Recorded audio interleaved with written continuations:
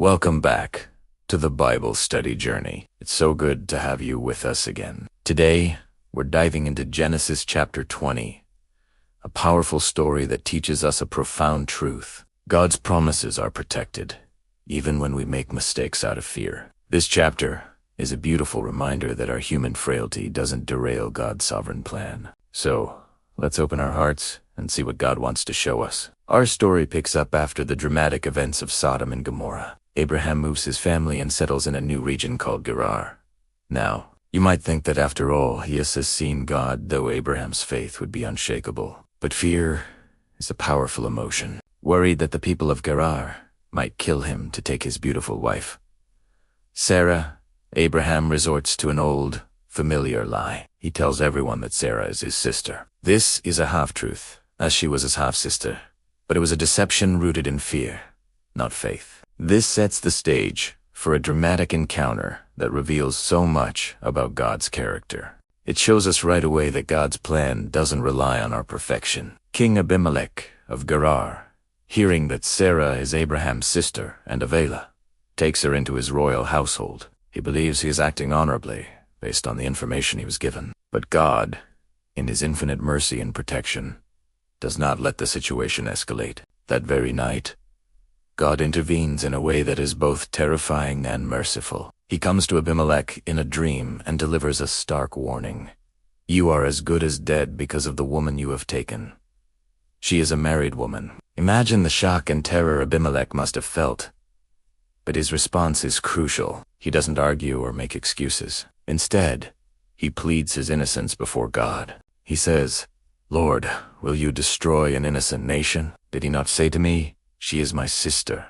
And didn't she also say, 'He is my brother'? I have done this with a clear conscience and clean hands." This honest plea reveals Abimelech's character, and God, who sees the heart, recognizes his integrity. God confirms that he knew Abimelech was innocent in his intentions, and that it was God himself who kept him from sinning against him by not letting him touch Sarah. This is a powerful demonstration of God's protective hand, not just over his chosen people, but over an unsuspecting king as well. God then gives Abimelech clear instructions. He commands him to return Sarah to her husband immediately. But then God adds something fascinating. He tells Abimelech that Abraham is a prophet, and that Abraham must pray for him so that he will live.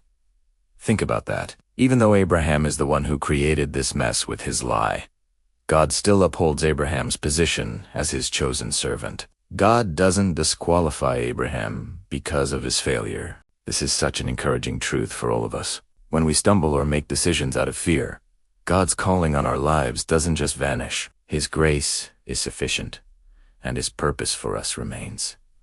So, what does Abimelech do? He obeys without hesitation. At the crack of dawn, he summons his officials, explains everything, and then calls Abraham to account for his deception. But his response is one of grace, not just anger. He returns Sarah to Abraham, along with sheep, cattle, and servants, as a generous gift. He even gives Abraham the freedom to live anywhere he wants in the land. Most importantly, Abimelech publicly restores Sarah's honor, making it clear to everyone that she is vindicated and blameless. Then, just as God commanded, Abraham prays for Abimelech and his household, and God heals them. Everyone involved experiences God's mercy. Abraham, who was fearful, Sarah, who was protected, and Abimelech, who acted in ignorance but responded with integrity.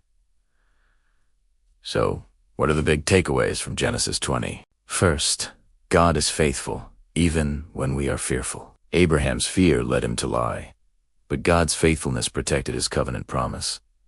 Second, God protects his promises. Sarah was the promised mother of nations, and nothing, not even Abraham's own failure, was going to stand in the way of God's plan. Third, integrity matters to God. God saw Abimelech's honest heart and responded with grace and instruction, not just judgment. And finally, restoration is always possible. This story beautifully illustrates that failure is never the final word when God is involved. He's a God of second chances, of healing, and of complete restoration. Maybe today you can relate to Abraham. Maybe you've made a decision out of fear that you regret, Maybe you've doubted God's ability to protect you or His promises to you. Let Genesis 20 be an encouragement to your soul. Our God is so much bigger than our biggest mistakes. His promises are unshakable. His plans are unstoppable. And His grace covers us in ways we can barely imagine. He's faithful, even when we are not. Thank you for joining us today on the Bible Study Journey. If this study has encouraged your heart, please like this video, share it with someone who might need to hear this message, and subscribe to our channel. We look forward to continuing our walk through the book of Genesis with you next time.